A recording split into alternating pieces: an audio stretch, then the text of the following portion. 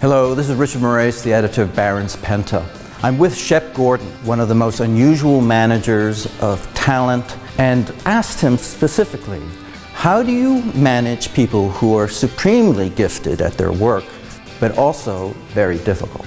Rattled off some of the clients you've had in your course. I started with Alice, then Groucho, Marx, Blondie, Luther Vandross, Teddy Pendergrass, Rick James, Gypsy Kings. Can you share with us some anecdotes of how you manage talented people, what the morals or lessons, that you can pass on how to manage difficult people? Right. I sort of separate demanding from difficult. Difficult, very hard for me to deal with. Demanding, easy for me to deal with, although at times can be very frustrating. But I think I was lucky because I was able to apply filters to my business to filter out difficult from demanding. The filter that I used was public admiration and success.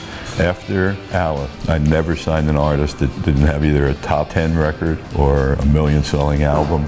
That was the filter for me. Okay. Once I knew they could survive the test, because that's a real So in other words, they had already been vetted in the marketplace. They've been vetted in the marketplace. What do you specifically tell your clients when you start your relationship? I always used to tell the artist, if we're going to work together, the most important thing is that you prop me up when I fail. Oh, that's interesting. Because if you want me to really do a real job, I got to go to the edge. Yeah, you got to take risks. Yeah, I got to take risks. And if you're going to beat me up when I take a risk, oh, that's great. I am the wrong guy for you. That is so smart. And on top of that, let's not have a contract. So if you don't support me at risk, I can say bye-bye. Right. So you didn't have contracts? Never had a contract with any artist, which gave them they didn't feel like they were in prison. So their attitude coming to the table was very different. Yeah. You know, the way we... Can you still do that today? Oh yeah, you can always choose to do that. I don't think you can choose to do it as a representative of your artist. When you have a fiduciary role, you have to get contracts. Right. But I've never had a contract with an artist because immediately it becomes confrontational. Yeah, that's a good point. Instead of working together, what I used to tell them is, tell me what your dream is. That's my job. So we have trust, no contract.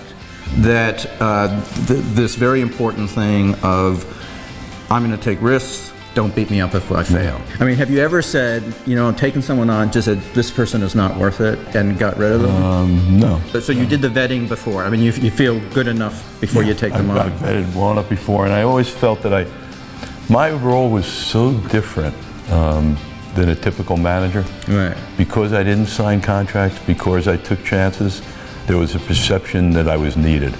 Right. I wasn't a service.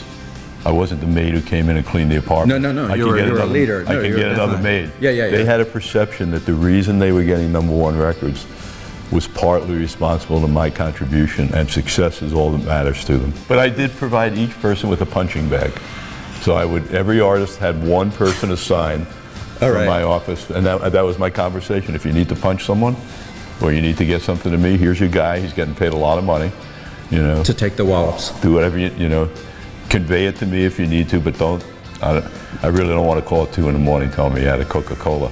It's like, that's not what I do for a living. Yeah. But I'll have a guy for you. That's amazing. We can do it. Wow. And I actually used to tell him, if you need me, it's 20%. If you can beat someone else, it's 15%, and everybody took 15%. For more Shep Gordon wisdom, read his newly released book, They Call Me Supermensch.